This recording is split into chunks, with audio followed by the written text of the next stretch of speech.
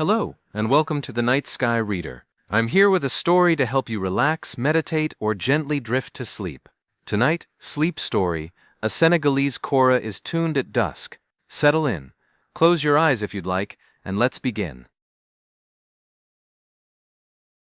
The neck of the Kora lies across the maker's lap, dark wood warmed by the last gold of afternoon. One leather ring sits under his thumb, darker where he has touched it with water. It does not move at first.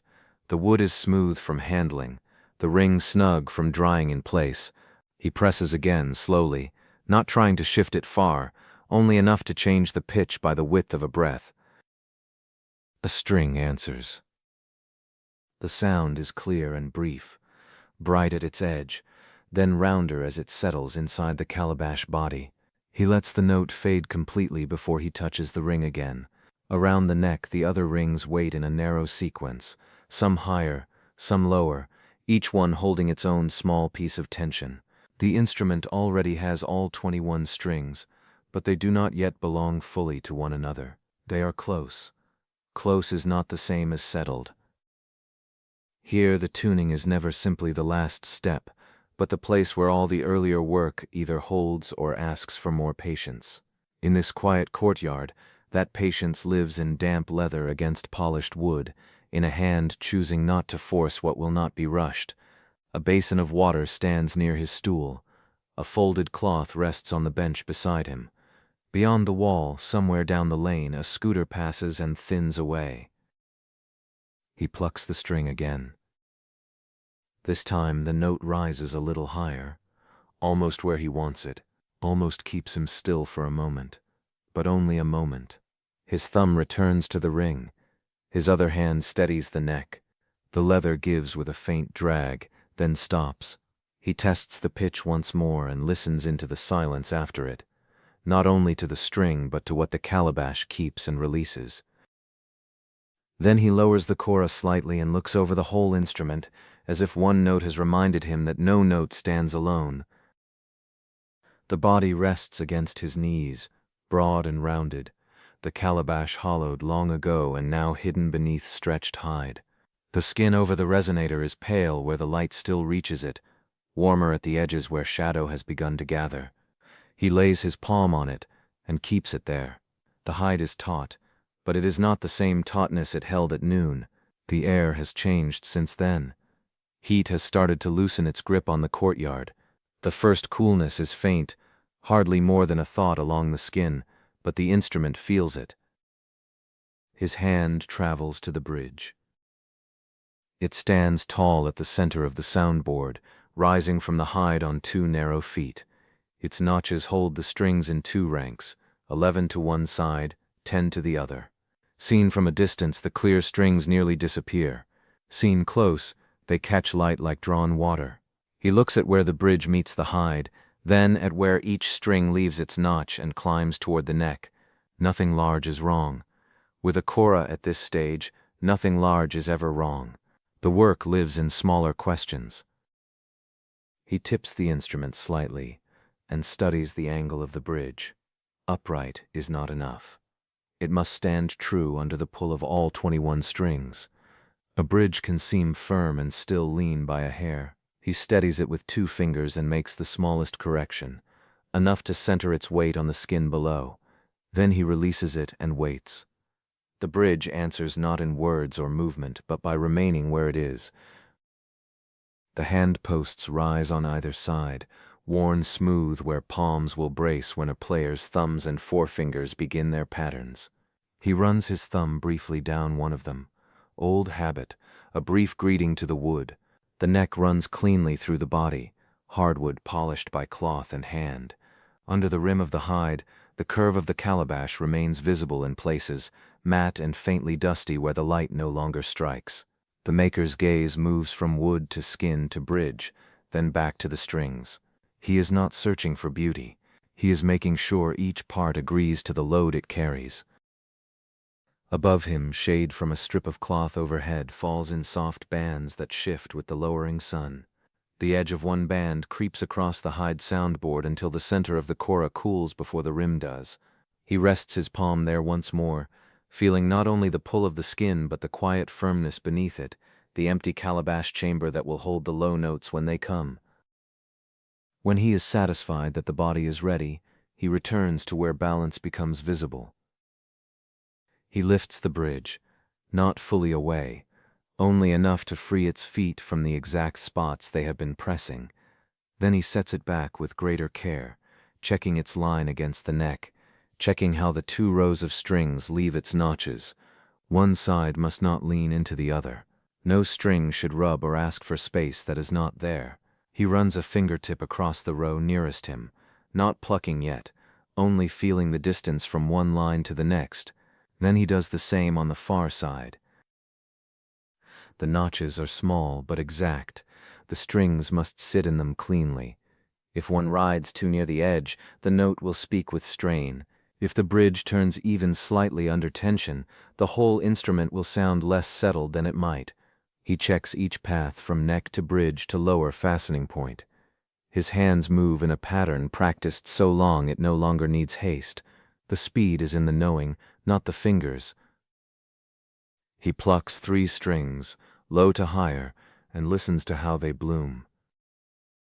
At once the courtyard seems to widen around the sound. The notes are not loud. They do not need to be. The rounded body carries them softly outward. They rise from the hide, travel through the hollow calabash, and return to the air with a dry sweetness that belongs to wood, skin, and space together. One note leans a little flat. Another is bright but thin. The third is almost ready, though almost still leaves work to do. He nudges the bridge again. Less than before. He tests a note on the right row, then one on the left, then returns to the first. The 2 ranks should answer one another without crowding. He listens for separation and also for kinship, for strings that hold their place yet acknowledge their neighbors. He makes one more small correction to the bridge, then none at all. The structure has reached the point where touching it further would say more about impatience than about accuracy. Now the strings themselves must be drawn into readiness. He works from one end of the neck down and back again, following each line with his eye and then his hand. Some need a little more tension, some need less, some need only to be heard and left alone. He plucks one string and feels the bridge take the pull. He tests another, and hears the hide answer differently, deeper, a rounded note with more shadow beneath it. When he plucks pairs, one after the other, agreement still slips away. The Kora speaks, but not yet with one voice. The clear strings hold the last angled light, and release it as he turns the instrument. On the neck, the leather tuning rings sit in bands of dark brown, each ring compressed by use, each carrying the memory of other positions. The polished wood shows faint marks where rings have rested before. Old places, temporary places. The right place is never permanent, only right for the air and the hour. He tightens one string a little and hears its neighbor change in character at once, as if the whole neck has noticed. He loosens another and the bridge settles more evenly under the combined pull. A correction to one part travels elsewhere. The instrument listens to itself before it accepts what is being asked of it. He sets the Kora down beside him and dips 2 fingers into the basin.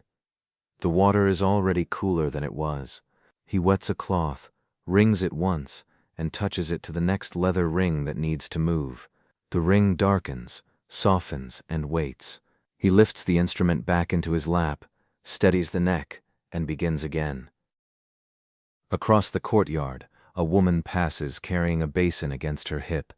The cloth over it is folded back at one corner. Her sandals make a soft, dry sound on the ground. She does not interrupt or ask anything. She crosses through the light and out of it, and the maker's gaze follows her a moment before returning without hurry to the neck in his hands. The small household noises continue behind the wall as they have all afternoon. A dish set down, a gate touched shut, low voices too far away to separate into words. The Kora remains at the center of the quiet. He plucks, listens, adjusts. Brightness arrives before agreement does. Some notes flash and vanish, others open more slowly, with a dark bloom at the center. One low string gives him the sound he wants for the space of a breath, then slips away when an adjustment elsewhere shifts the neck's balance. He does not sigh, he does not speak, he wets another ring. Now the work enters its most patient stretch, where movement is measured in skin widths and silence matters as much as sound. He begins with the lower strings, where the leather rings sit larger and closer set. Each dampened ring must be persuaded, not dragged. His thumb presses upward along the neck. His fingers behind the wood brace the motion. The ring slides with faint resistance, stops, then slides once more. He plucks the string. A low note spreads into the calabash and returns fuller than before. He waits until the air around it is empty. Then he tests the string beside it. Too high. He lowers that ring a little, though lowering is never simply the reverse of raising. The leather catches differently. He undoes half of what he has just done, and hears the pitch settle into a better place. Nearness makes the ear stricter. Earlier in the afternoon, this difference might have passed. Now it does not. He moves to the middle strings where the pitches grow more delicate, and the margin for correction narrows. A ring that seems not to move at all changes the note when he plucks again. Another moves visibly and barely changes. He does not chase either outcome. He compares. He returns.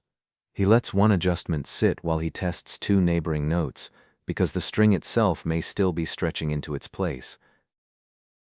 The neck shows a long sheen where his hand travels, interrupted by the leather bands.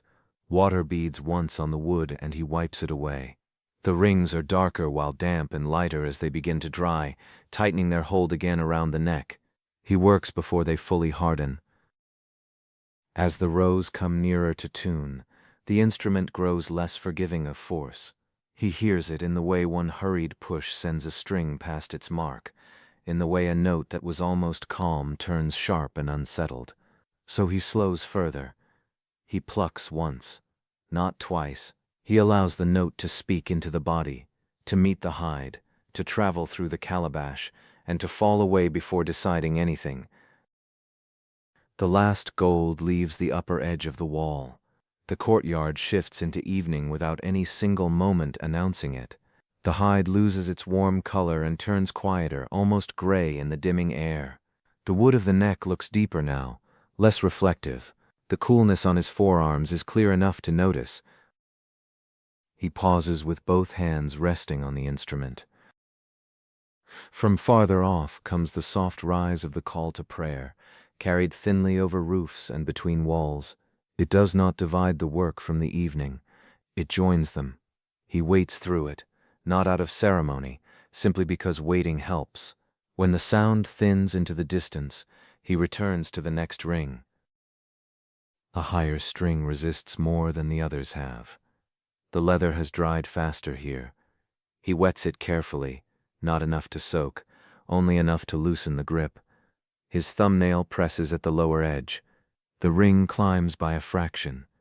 He tests the note. Still not right. He moves it again, discovers he has gone one breath too far, and eases it back. The correction is smaller the second time. The note that follows is thin but true. He leaves it alone and does not reward himself by touching it again. So the line of the neck continues under his hands. One string settles quickly, another wanders. A low note darkens and opens. A bright one stops flashing and takes on body. Each improvement makes the next decision quieter. The work now is less about changing than about hearing whether change is needed. He reaches a point where the Kora nearly agrees with itself. Nearly can be a restless place. It tempts the hand toward finishing. It makes the mind lean ahead to the moment of being done. He tests a short sequence from one row to the other, and hears something close to balance but not quite. One string rides above its neighbors. He reaches toward its ring with quick intention, then stops before touching it. His hand remains in the air a moment, then comes to rest on the hide instead. The skin under his palm is cool now. Beneath it, the calabash chamber holds the last note's memory for a heartbeat before releasing it. He does not pluck the string again immediately.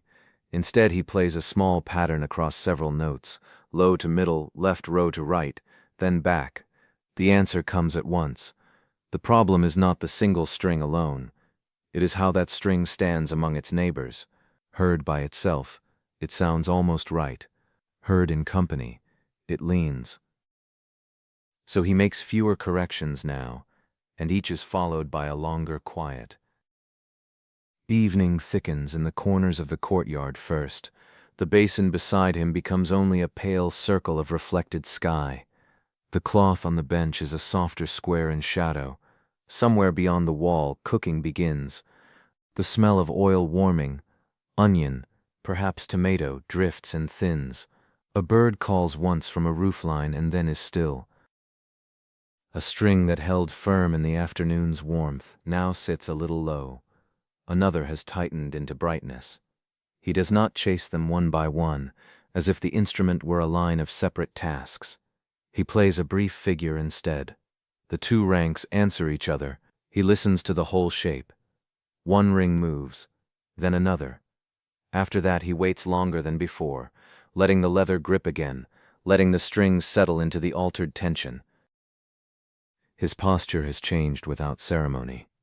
Earlier he leaned slightly forward, as if he might guide the instrument into readiness by attention alone. Now his shoulders are easier. His hands do less, but what they do is more precise. A final adjustment to a middle string, a touch to a lower one, a single pluck on the far row. He hears not perfection, which no cooling evening will promise, but coherence. The Kora has stopped disagreeing with itself. This is enough to test the voice as a whole. He places both hands where a player's hands will go, around the smooth posts, thumbs ready near the lower strings, forefingers poised for the upper. The instrument rests against him with its full weight, not heavy but present. He lets one low note sound. It settles first. No wobble at the center, no roughness from the bridge, no argument from the neighboring strings. A rounded tone carried by hide and calabash into the dim air. He answers it with a note above, then one on the opposite row. The phrase is simple, not a performance, only a way of asking the Kora whether it can carry itself now. The notes return with warmth and spacing, and a small interior glow. At the gate, a child has paused without entering. The shape is only a stillness at first, then a face in the dusk watching. No one speaks. The maker does not look up right away. He continues with a few more notes, enough to let the two rows speak across one another, enough to hear the low strings give depth beneath the brighter ones. The sound belongs to the whole instrument now. Neck, rings, bridge, hide, calabash, evening air, nothing stands apart.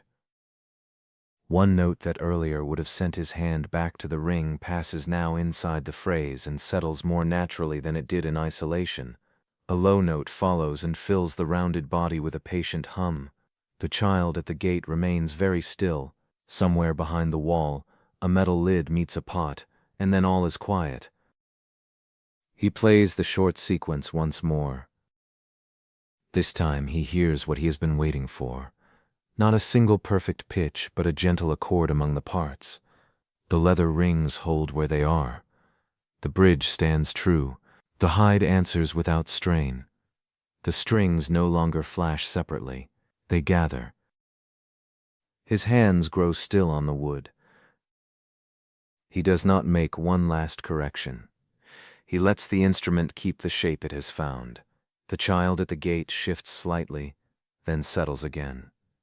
Dusk has nearly filled the courtyard. The basin, the bench, the folded cloth, the low wall, all of them are quieter in outline. Only the neck of the Kora holds a little remaining sheen, and on it the dark leather rings rest in their new places. He plucks one final low note and allows it to travel through the calabash, out into the cooling courtyard, and softly away into evening.